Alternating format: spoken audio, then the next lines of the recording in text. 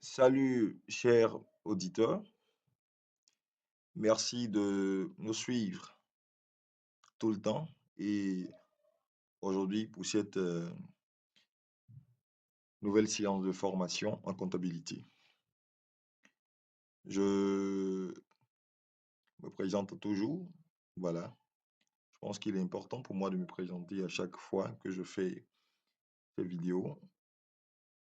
C'est Monsieur Nyopo Daniel Abraham, directeur général de la chaîne YouTube GDA Consulting. Je vous invite à vous abonner massivement. Il y a plusieurs qui sont déjà abonnés. Par contre, il y en a d'autres qui ne se sont pas encore abonnés. Donc, j'invite tout le monde à vraiment s'abonner à cette chaîne YouTube pour bénéficier de diverses formations dans plusieurs domaines, en fait. Euh, je vous invite du moins à activer la cloche de notification qui vous permettra d'être au parfum ou de ne rien rater de nos nouvelles vidéos que nous mettons en ligne. Voilà. Aujourd'hui, euh, j'aimerais, j'aimerais vous parler des engagements financiers. Voilà, des engagements financiers qu'on retrouve dans les notes annexes, précisément la note 1 des états financiers de synthèse. Voilà, c'est quelque chose qui n'est pas, du moins c'est un thème qui, qui, qui n'est pas souvent compris au fait par toutes les personnes qui préparent les états financiers. Mais je pense qu'aujourd'hui, on va expliquer cela et puis bon, ça permettra à chacun de comprendre et de poser toutes les questions possibles. Donc, déjà, ce qu'il faut retenir que dans la préparation des états financiers, que ça soit selon le système normal ou selon le système minimal de trésorerie, dans les notes annexes précisément, nous avons la toute première note qu'on appelle note 1 qui parle des... Voilà, je vais monter, vous allez voir. Voici la note 1. La note 1 qui parle des dettes garanties par des sûretés réelles et les engagements financiers. Mais pour ce qui est de cette vidéo, je vais juste parler des engagements financiers. Donc, je vais descendre. Voici pourquoi je descends. Voilà. Donc, la question qu'on se pose, à quel moment en tant que comptable en chef, c'est-à-dire que si vous êtes en train de préparer vos états financiers, parce que dans la préparation des états financiers, il faut remplir les notes annexes.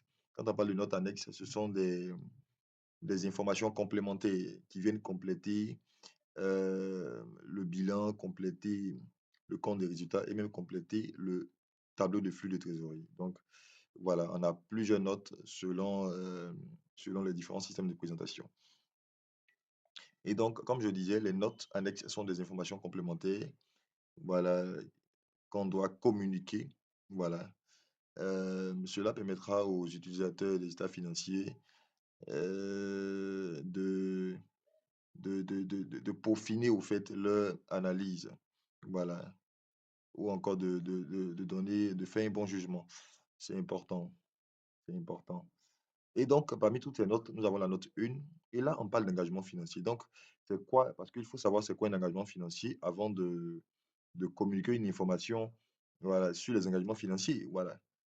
Est-ce, je suis je suis censé communiquer des informations sur les engagements financiers ou pas. Mais d'abord, je dois savoir ce qu'on appelle engagement financier. Voilà, pour voir si je dois communiquer une telle information. Voilà, donc c'est ce que je vais expliquer. Je vais juste vous expliquer. Voilà, et puis donner quelques exemples pour qu'on comprenne à quel moment il faut vraiment communiquer une information sur les engagements financiers. OK. Un engagement financier est un engagement de payer ou verser une somme, voilà, d'argent, excusez-moi, une somme d'argent à une date future. Ça, il faut déjà retenir ce truc. Quand on parle d'engagement, c'est un peu comme si l'entreprise euh, s'engageait. Voilà. J'ai dit quoi était un engagement? Voilà, je préfère obligation. Voilà, on va prendre un synonyme. Est une obligation, merci, est une obligation. Voilà. Un engagement financier est une obligation de payer. Donc, vous voyez que là, c'est une obligation. Une obligation pour l'entreprise de payer ou de verser une somme d'argent à une date ultérieure. Mais comment les engagements financiers naissent? Je vais noter ça. Un engagement financier naît à la suite euh, d'un contrat entre l'entreprise et un tiers. Je donne déjà cet exemple, quoi. Donc, un engagement financier naît à la suite d'un contrat entre l'entreprise et un tiers, un partenaire au fait. Voilà, une fois que vous signez un contrat, vous vous engagez, c'est tout à fait normal. Voilà, le fait de signer, d'apposer sa signature sur un contrat, euh, on s'engage, l'entreprise s'engage au fait. L'entreprise s'engage. Euh, je vais vous expliquer quelque chose. Je vais prendre un exemple parmi tant d'autres. Je vais prendre l'exemple de quelqu'un. Voilà. Euh, une personne, par exemple, une personne, bon, on va laisser une personne. L'entreprise contracte un prêt, voilà, auprès d'une banque. On va prendre ça, auprès d'une banque. Voilà. Un prêt de 10 millions, par exemple. L'entreprise contracte un prêt auprès d'une banque, un prêt de 10 millions. Il savait que la banque demande une garantie. Voyez. Donc, la banque demande une garantie. Voilà. L'entreprise décide donc, voilà,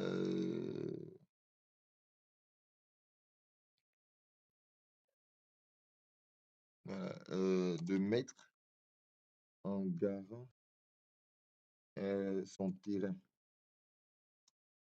de, je sais pas, de 12 millions, par exemple. L'entreprise décide donc de mettre en garant son terrain de 12 millions, voilà, pour garantir ce prêt de 10 millions. Au fait, quand on parle de garantie, au cas où l'entreprise n'arrive pas à rembourser ce prêt, voilà, la banque se verra dans l'obligation de faire quoi? De saisir ce bien, ce terrain-là, et puis vendre ce terrain, voilà, pour se faire rembourser.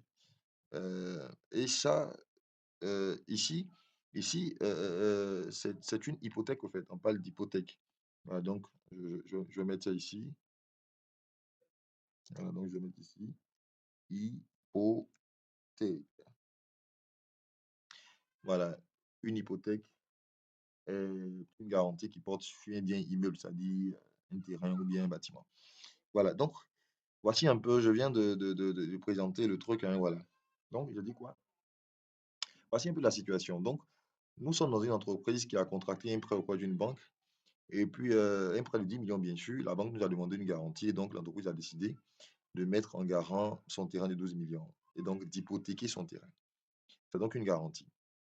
Euh, Est-ce que vous savez que là, il y a un engagement financier qui est né? Je vais aller plus loin.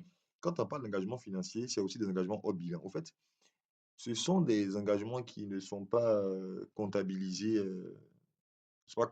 donc il n'entrera pas dans la comptabilité. Donc, du coup, on ne va pas retrouver ces engagements dans le bilan Voici pourquoi on parle d'engagement hors bilan. Donc, euh, un engagement, je continue, hein, voilà. Un engagement financier est un engagement hors bilan. Voilà, c'est un engagement qui n'entre pas dans le bilan vu qu'il n'est pas comptabilisé. Regardez, euh, l'hypothèque de 12 millions, qui est une garantie bien sûr, n'est pas comptabilisée. Voilà, il n'y a pas une écriture comptable pour ça. Le comptable n'enregistre pas cette transaction future. Parce qu'au fait, là, c'est une transaction future. Ce n'est pas une transaction qui a déjà eu lieu, mais c'est une transaction qui aura lieu plus tard. Voilà. Mais regardez, qui aura lieu plus tard. Donc, il y a une condition. La transaction est conditionnée. Voici pourquoi je vais continuer pour vous dire que euh, c'est aussi un engagement conditionné. Excusez-moi, merde. Donc, l'engagement financier est un engagement hors bilan, vu qu'il n'est pas comptabilisé, parce que la transaction n'a pas encore eu lieu. Voilà, elle aura lieu plus tard, donc à une date ultérieure, une date future. Et cet engagement est conditionné. Parce que là, au fait, c'est quoi?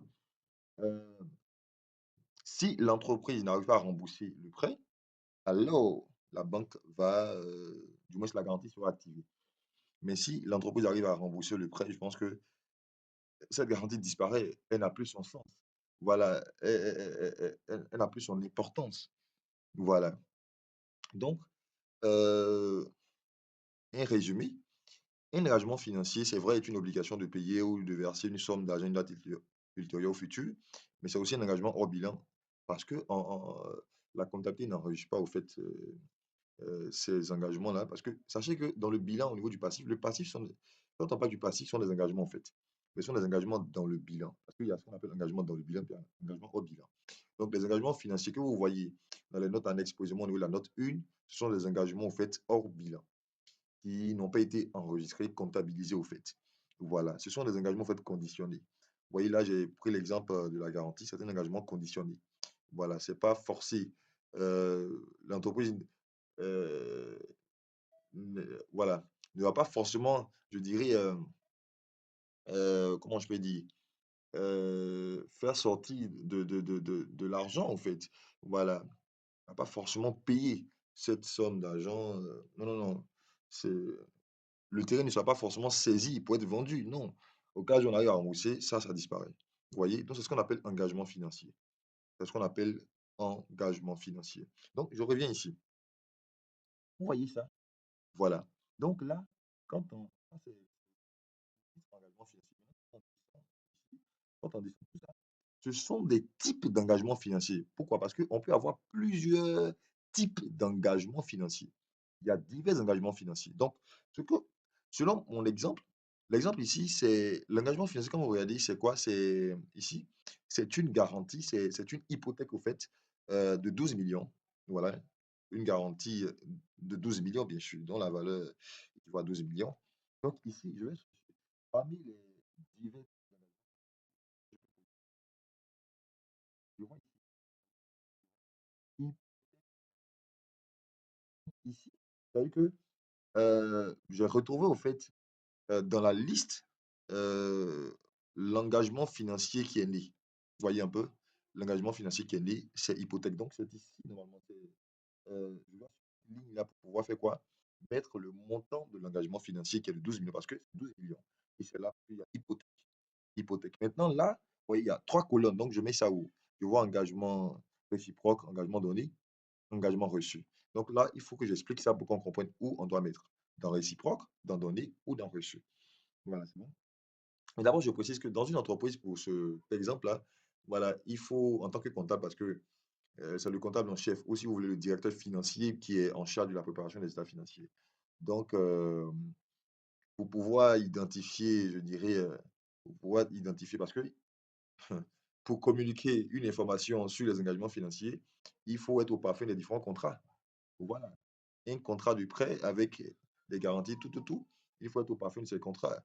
Voilà. Donc, le directeur financier peut avoir, je dirais, les copies de ces différents contrats. Et je pense qu'un contrat de prêt le directeur financier est mieux placé pour, je dirais, euh, voilà, pour donner au fait les différents contrats qui ont été conclus avec les partenaires ou encore la direction générale. Donc, quand on monte les états financiers, on ne se, on ne se base pas seulement sur la balance des comptes, non, non, il faut aller au-delà. Voilà, il faut pouvoir rencontrer les différentes directions, services. Sur tous les engagements financiers, il faut demander les contrats qui ont été conclus au cours de l'année, voilà, mais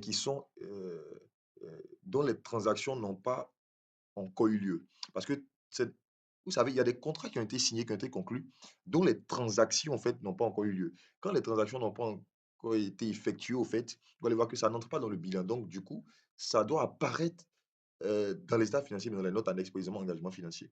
Parce que ce sont des informations à communiquer, au fait.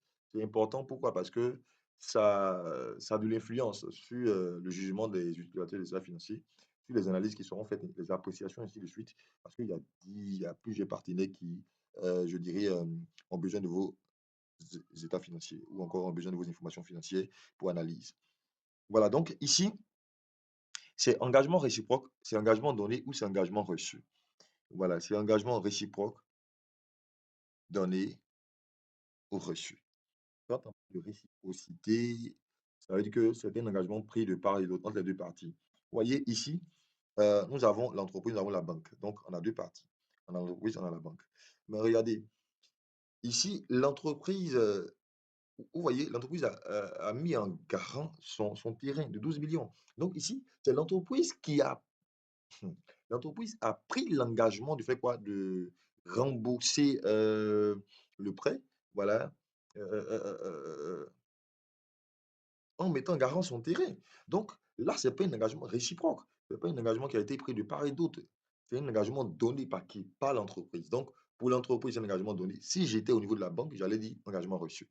Parce que le comptable qui est au niveau de la banque, si jamais le comptable doit monter des états financiers avec les notes annexes, ainsi de suite, elle voit que là-bas, au niveau de la banque, on dira engagement reçu. Reçu de qui? Reçu de l'entreprise. Mais par contre, au niveau de l'entreprise, le comptable dira engagement donné. Voilà, parce que là, c'est nous qui avons pris heu, l'engagement de faire quoi? De payer ou de verser une somme d'argent à une date ultérieure, on ne pourra pas rembourser, bien sûr. Voilà, donc au niveau de la banque, on dira engagement reçu parce qu'on s'attend à recevoir de l'argent de la part de l'entreprise. Donc ici, c'est un engagement donné. Donc je suis la ligne hypothèque toujours. Je mets l'engagement donné, je mets 12 millions. Vous voyez? Et donc là, je mets 12 millions. 12 millions. Et donc, voici plus ou moins comment on communique l'information sur les engagements financiers. Il faut vraiment analyser. C'est délicat, c'est vraiment complexe. Voilà, ça c'est un exemple parmi tant d'autres. J'ai parlé juste d'une hypothèque, sinon il y en a plusieurs. Voilà, il y a beaucoup, beaucoup, beaucoup, beaucoup d'engagements financiers. Il y a divers types d'engagements financiers. Donc, il faut pouvoir, je dirais, identifier ces engagements financiers. Quand vous êtes en train de monter les états financiers, il faut les identifier. Mais je précise, je réitère encore ce que j'ai dit au début. Voilà, les engagements financiers naissent généralement des contrats qu'on signe avec les partenaires ou encore même des textes juridiques, c'est important. Certains codes, voilà, qui poussent souvent à communiquer des informations financières sur les engagements financiers. C'est c'est, c'est important, c'est important. Donc, pour conclure, voilà, un engagement financier est une obligation de payer ou de verser une somme d'argent à une date ultérieure ou future, mais sachant que ce sont des engagements qui n'entrent pas dans le bilan, qui n'entrent pas dans le bilan vu que la transaction n'a pas encore été effectuée. Voilà, donc ces engagements, sont censés être, mentionnés dans la note 1 des états financiers et précisément dans les notes annexes. Voilà, donc du coup, on appelle ça engagement hors bilan, qui n'entre pas dans le bilan. Voilà, c'est aussi des engagements conditionnés. Voilà, conditionnés, je précise, je dis tout ça sont des engagements conditionnés. Voilà, ça veut dire quoi? Ces engagements peuvent se matérialiser comme ne pas se matérialiser parce que c'est une condition. Voilà, quand la condition est réunie, voilà, l'engagement se matérialise. Quand la condition n'est pas réunie, l'engagement ne se matérialise pas. Voilà, donc il y en a plusieurs. Il faut, je dirais, il faut contacter le directeur financier, la direction générale, parce que en tant que comptable en chef, on peut ne pas être au parfum des contrats. Voilà, le directeur, le gérant signe des contrats, ça et là, on n'est pas au courant. Quand c'est comme ça, c'est compliqué. Donc, du coup, il faut être au parfum de tous les contrats qui sont conclus entre l'entreprise et ses partenaires. Cela permettra au comptable en chef de faire quoi? De, de communiquer l'information ou l'information sur les engagements financiers. Sinon, ça sera vraiment compliqué. Parce que tout ce qu'on voit, c'est des contrats vraiment qui sont conclus. Des contrats, des conventions conclues entre l'entreprise et des partenaires. C'est à partir de là qu'on pourra, je dirais, parler d'engagement parce que c'est les engagements naissent des contrats. Naissent des contrats. Une fois que l'entreprise signe un contrat avec un partenaire, il y a un engagement qui naît. L'engagement peut naître, mais il est sous forme de conditions ou il peut s'être déjà matérialisé. Parce que lorsqu'il se matérialise, il entre dans le bilan au niveau du passif. Voilà, au niveau du passif, dans les dettes financières ou dans les capteurs propres, ainsi de suite. Voilà. Mais tant qu'il ne s'est pas encore matérialisé, il est conditionné. Et quand c'est comme ça, il faut mentionner cet engagement-là dans la note 1 des états financiers, note annexe. Voilà, c'est important. Donc, voici plus ou moins. J'espère que j'ai bien expliqué ce que je voulais vous expliquer. J'espère que vous avez, voilà, vous allez comprendre du moins ça, ce qu'on appelle engagement financier. Cela vous permettra au fait de travailler réellement sur la note 1 des états financiers parce que on a tendance à ne pas, je dirais, communiquer ces informations dans les états financiers, dans les notes annexes des états financiers. C'est important. Donc, si vous avez des questions, posez-nous des questions sur les préoccupations. Il faut les laisser en commentaire, bien sûr. Voilà, n'oubliez pas de vous abonner et d'activer la cloche de notification pour, je dirais, voilà, pour recevoir toutes les nouvelles vidéos que nous mettons en ligne. Donc, d'ici là, portez-vous bien. C'était encore votre formateur consultant, M. Nyopo Daniel Abraham. On sera à la prochaine pour une nouvelle vidéo. Merci beaucoup. Merci de votre attention.